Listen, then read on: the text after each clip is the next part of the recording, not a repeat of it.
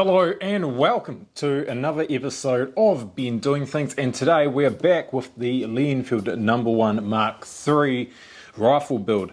And in this episode we are doing a few things. Firstly, I have an aperture sight to put on the rifle. So this is a JNT aperture sight. These were made in New Zealand and they sit where the safety is. You have to take the safety spring and all that off. So sometimes you have to make a wee groove for this to sit in there flush with the receiver. Secondly, in this episode we have this wee piece of wood, but it actually also has a spring underneath it. Now this piece of wood we are not going to use, it just came with the spring, and this spring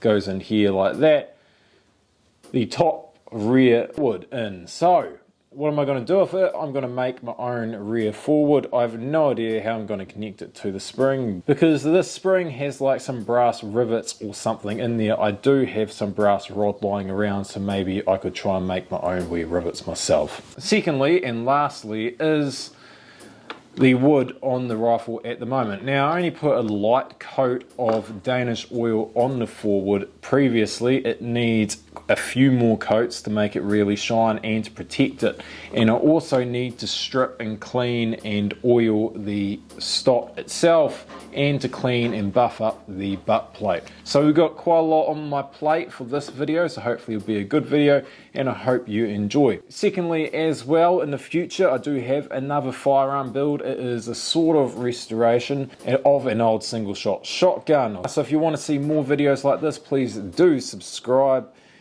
and hope you enjoy. Thank you. So for those of you who have not seen the past videos, in order to get the fore-wood off the rifle, first I will take the bolt out of the rifle and I'll also take the magazine out. Then you flip her upside down and you got 3 screws.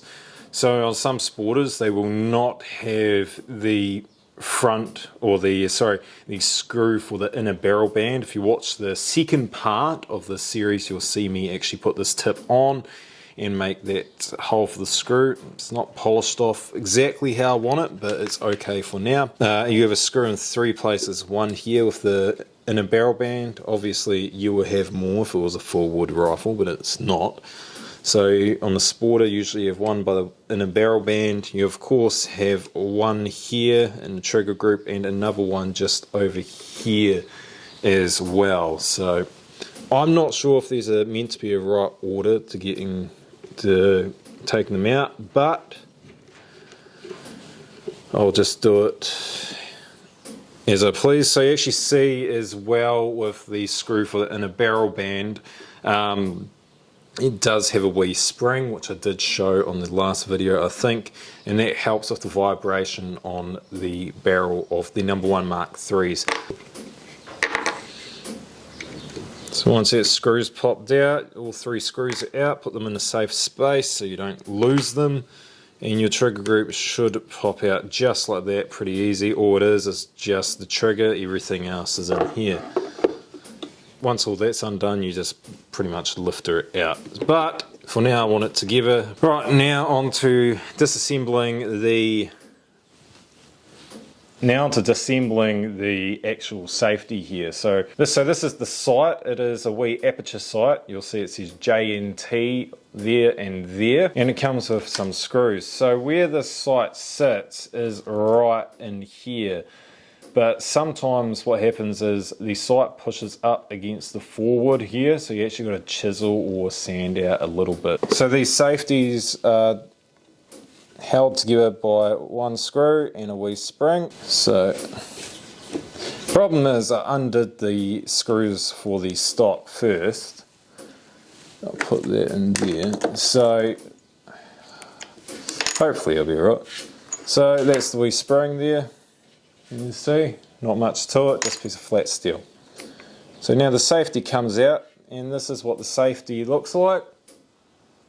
Bit fancy, ain't it? Not much to it. Just in here, there's just a wee thread in here which is on a fine angle, so when you turn the safety, you can turn it in here, moves around a wee bit and locks the bolt in place. So the sight replaces all that. Safety sits there like that. So what happens is it sits in there like so. Chisel out a wee bit of room there for it, and it should be a snug fit. That's where it's pretty much going to go. So we need to put a mark down there and down there, and we'll just lightly take out a bit of the wood. Line her up, doesn't have to be perfect. Probably make it wobble a hell of a lot, but so let's get to it. Take this back off. So what I'm going to do is actually just go like that a wee bit and gently fold down a little bit of it. Doesn't have to be perfect. I quickly got impatient and I also saw there was a brass rod there, so I went out and got the big guns, aka my grinder. I put a flappy disc on the grinder, which is pretty much sandpaper that spins around in circles, and I just used that instead of manual tools. So here it is now. Now the safety doesn't work. So that's the problem putting these sights on. The safety's only really there as now a spacer. Now there's a single screw down here obviously, and this is adjustable for height, etc. Then up here for windage, so I usually just leave that as is. So what we're going to do now is remove the buttstock off the rifle, and then remove the butt plate as well and tidy up the buttstock. So when you remove the butt off the rifle, always make sure that you have removed the fore-wood, because there's a wee piece of wood in here that you can snap, and someone has already done that for me. So I'll have to figure something out to fix that myself. What I might do is take the sight off first again, just in case I don't knock it around. So in the Enfields there is a screw in there, or a bolt. Yeah, there's a flathead screw in there. So I made this monstrosity of a screwdriver, I could guess, well you could guess, for shotguns. So what I'm going to do is I'm going to insert this through the back door and push very lightly and hopefully get it done. So it's the next day and I've tried like hell to get the stock bolt off here. I had soaked it in WD-40, which is actually not a great penetrative oil, if I do say so myself, but I haven't got anything else available to me, so that's what I had. That didn't work. I tried using a ratchet, that didn't work. I tried using an impact driver, that didn't work. And I also tried a wee bit of heat, but I was a bit apprehensive to do that, so needless to say I didn't put a lot of heat on there because I was a bit worried, and in the end that didn't work. So for now I think I'm going to leave the stock and butt plate how it is, and hopefully one of you guys can give me a tip on how to actually remove this if there is another way. And if you guys have tried heat, because I'm a bit too weary to put too much heat on this area of the rifle, so of the receiver, sorry, and what have you. So what we're going to do now is go and focus on the upper wood here that sits in here. I've got the wee piece over here. So this piece I got for a couple of bucks from a chap, and it would sit in there like so, and all that held on this piece of upper fore-wood here was this spring. There is a challenge with this little piece. It is that they're not really screws that are on the spring, they're like a wee brass rivet. The wood that I'll be using is once again matai. It's going to be perfect, a bit wider than I need, or about the right width, and hopefully look pretty dashing if I do say so myself. And the other thing we've got to do is put a couple more coats of oil on this and make the area which we sanded down for the J&T aperture sight sanded down properly and not just bumpy like it's been sanded with an angle grinder, which I actually did use an angle grinder because I was impatient. So let's get into finishing this and starting the upper wood. So to smoothen down the area on the fore-wood, it is pretty self-explanatory. I used various grits of sandpaper and smoothened it down until it was at my liking. Then I went to oil it. So my preferred oil at the moment is Danish oil. I quite like it because it dries quicker. It also puts on a nice shine sometimes as well, particularly on very hard pieces of wood like matai. So once the fore-wood has been oiled, we then go along and start on the rear top wood. Now with the rear top wood, there is this wee spring that sits inside. This is what keeps the rear top wood on the barrel. Now on the spring you will see these brass looking rivets. Now making something similar later on becomes quite tedious and frustrating. I then started off measuring the length and the width of the piece of wood that I will need to cut. Now the piece of timber that I have chosen for the rear top wood is the same sort of timber that I have used for the tip of the fore-wood, and that is matai. With the piece of wood now down to a rough shape, it is now time for the carving and chiseling left. So before that I had to quickly get the measurements for the legs that stick out on the rear top wood. I also had to get the measurements for the inside, which is the area that I'll have to gouge out for where the barrel and the chamber sit, and you will end up with something like this.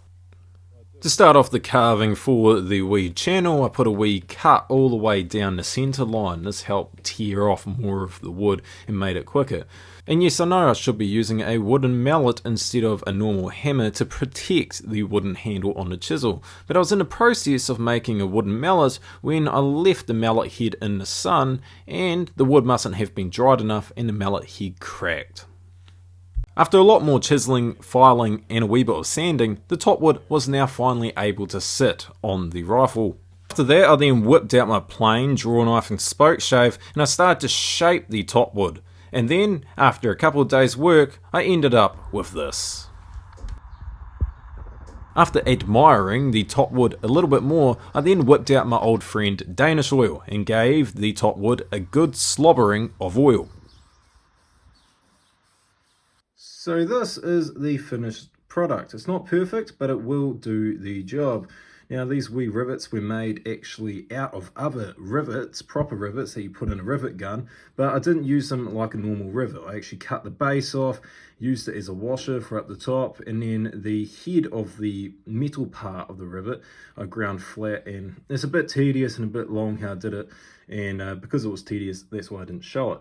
Now before I put this on the rifle, what I'm going to do is put some beeswax on here just to help prevent it from rusting. I have already put some under the other side, well underneath on the other side of the barrel and chamber and all that. When I put the fore-wood back on earlier, just didn't do the top for the video, so get a wee bit. And I actually will use it on all the wood as well later. It helps polish it up and it gets in all the pores that is left, and if you polish it up hard enough, the beeswax itself will not be tacky. So now we put the rear top wood on. It should just click in. It's a bit tight. Oh, it's not lined up. Should just click in there. There we go. Perfect. So one thing that is bugging me that, and I do want to do in the future, is put the rear sight protector back on. So I have to cut out these wee bits the previous owner of this old fore-wood put in there. And as well, what I still have to do, and which is probably coming in the next video, is I am replacing this rear sight because it is missing a wee screw on this side that is for adjusting your elevation. And I am actually going to make a spring for this instead of buying one because I don't want to spend money on it. So it's a unique looking rifle. I do quite like the matai tip and the matai rear top wood. The one thing that does bug me a wee bit is what the rivets look like. I actually didn't have any brass rod around, which would have made it a hell of a lot easier and to make them look normal, so to speak. But they're doing the job, at least for now. So in the upcoming video, I am obviously replacing the rear sight and making a spring for the rear sight so it doesn't do this anymore. I also want to look all around and make sure there is no rust at all on the rifle and tidy that up. And one of the worst culprits for rust is the magazine. As you can see, there's surface rust here and over here. I want to also polish up the inner barrel band, and I've decided I do want it to be shiny because I like shiny things. And also I have ummed and ahed about tidying up the bluing on the rifle, but for now I don't think I will. Another thing that I need to do is polish up the butt plate, and I didn't do it in this video because I got quite annoyed at not being able to get the butt stock off, so I decided to just leave the butt plate and just head on over to the rear top wood. So in the next video as well, I'll hopefully shoot the rifle, and then I'll decide whether or not I will bed the rifle. There are also a few other little things I want to do on the rifle. In case you haven't noticed, I only have one sling point here, swivel, unless you want to include the wee thing here. I want to put one at near the front of the fore-wood to make it more comfortable while carrying it. Also want to fix up some scratches that I did myself on the barrel, and that will be nearly it. So the rifle is nearly done, and I'm quite pleased with it at the moment, especially with the J&T aperture sight. So thank you all for watching this video, and if you have been watching the whole Enfield No. 1 Mark III series, thank you for watching that. I hope that you are enjoying the series, or have at least enjoyed this video. Now please give a like if you have not, comment something as well, maybe you are building a 303 as well, and also give this channel a share if you want. Also check the link out in the description below, go follow my Instagram. And once again, thank you for watching, and goodbye.